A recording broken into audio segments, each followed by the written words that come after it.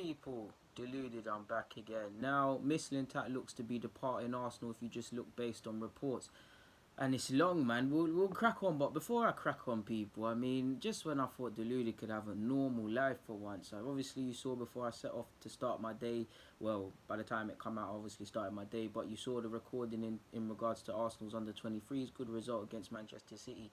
All I want to do is go gym right now, people. I can't lie, but we got to speak about Mislintat now. If you've seen, is it Arsblog? What is it, Le Grove, these sort of Twitter accounts, high following Arsenal, they do good stuff in relation to Arsenal and just general opinions.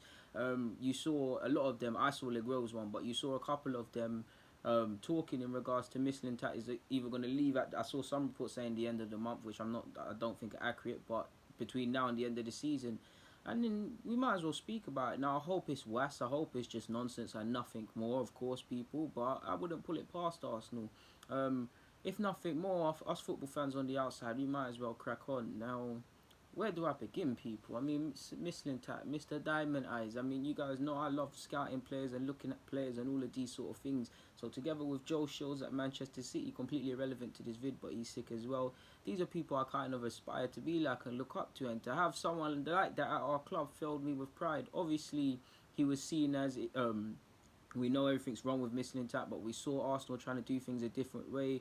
Raul Sanye is there to confirm transfers and improve our stronghold in them sort of things. Obviously, we've improved commercially. We've got fancy advisors that are there that have degrees in law and things like that to help us in regards to contracts.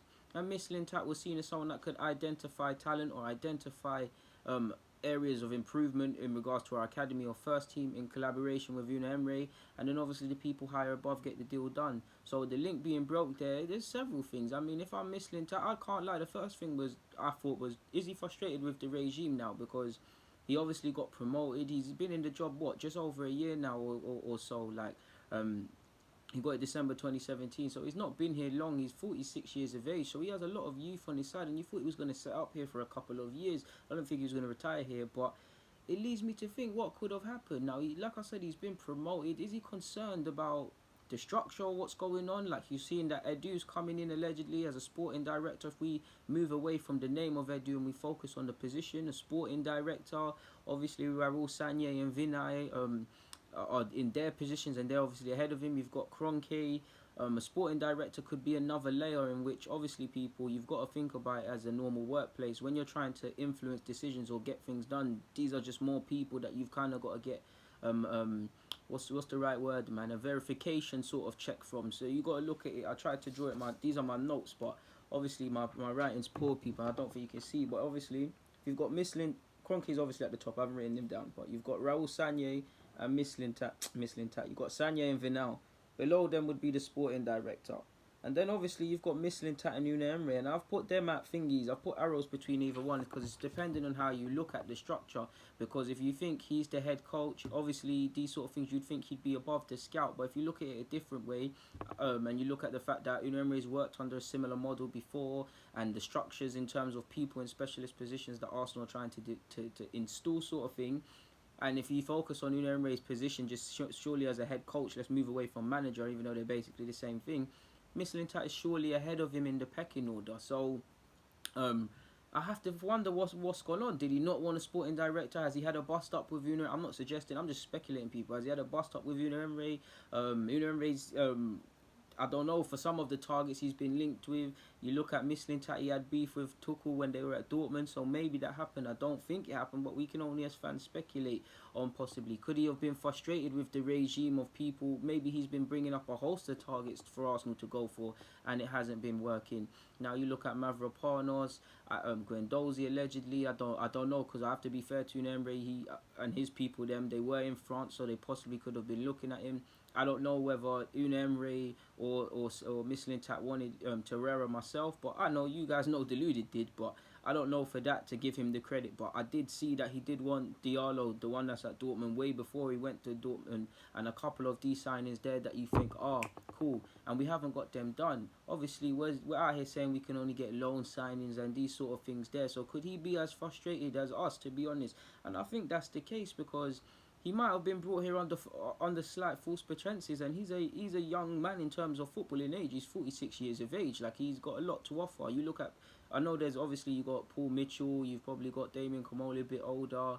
You've got a couple others around this sort of age, but you get the point, people. He's got a lot of youth, and he probably would have thought he could be here for a substantial part of his career and help Arsenal move on to things and then do other things in his career.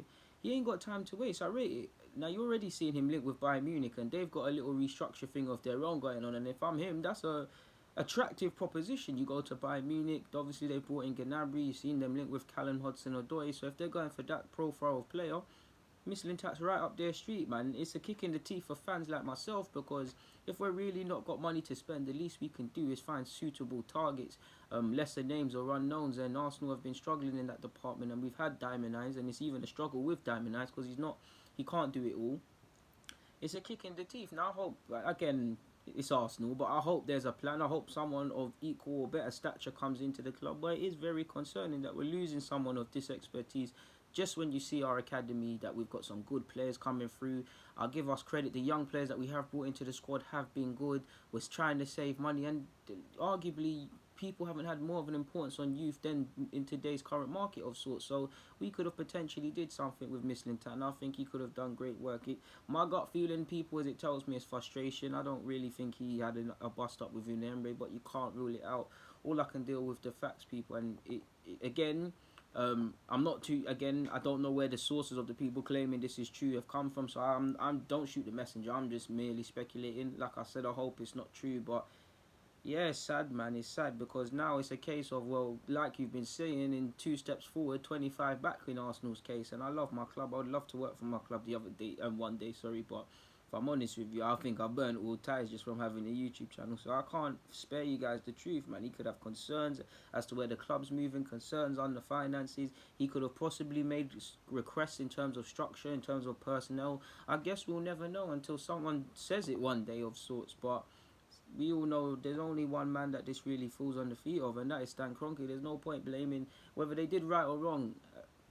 Arsene Wenger, Glazzy, there's all of these guys that were here that people claim, and some of it's true. I'm not suggesting people are making things up, but claim that they're the reason we're in this mess. We can't deal with it. We need to deal with what's done now. We can't cry over spilt milk. The milk dropped on the floor. I dropped my Fanta the other day when I was walking home. I was stressed. There was no lid on it. I can't cry over that. I have to buy a next one. So we have to move forward. We just have to deal with what we're doing right now, and you're not really seeing a direction on the pitch. You're not really seeing a direction off it. You're not really seeing a direction as a fan. And if you're a player in that side, what are you thinking? You're seeing people around you. You must be talking to other players at other clubs, because arguably players are more friendly now than they've ever been. And you've got to be thinking, raw, what's going on with my club? The staff around them got to be thinking, raw. Now, I think he knew the job he was walking into, but he's got to be thinking, what's going on here too? And when you're seeing certain other clubs that are owned by the owner doing well and getting to playoffs and getting substantial investments and things like that, it is what it is. Like, we're literally being crippled by Stan Kroenke, and we're at his knees essentially until one day he decides to sell the club or invest substantially, because right now we're a business. We're here to be used as collateral in any investments he wants. We're here as a potential family heirloom, and just as an asset, because ironically that's what they tell you. You should accumulate a lot of different assets, stocks, bonds, possibly metals and things. So that's Arsenal's a good investment, a long-term investment, a family heirloom. That's all we are. We're a football club, of course, and we'll say we'll win through harmony. And end of the day, compared to some other clubs, we're not quite the other top 5, but we've got Aubameyang and Lacazette, Ozil with the marketing and all them things, and we're one of the most heavily watched clubs and most supported clubs. So we've got all the Hollywood stuff without actually being Hollywood. Right now, sadly, Arsenal is a facade. So that's it's sad, really and truly. The only good thing I can find about my club right now is Rob Holding and the young G's that are in and about the first team and just below it. You guys know I cover the under 18s and 23s. I was going to say comprehensively, but I don't want to stretch my ambitions and oversell myself. I do what I can, but yeah, that's my 2 pence on this situation. Anyways, like I said, it's mere speculation. Hopefully I'm wrong.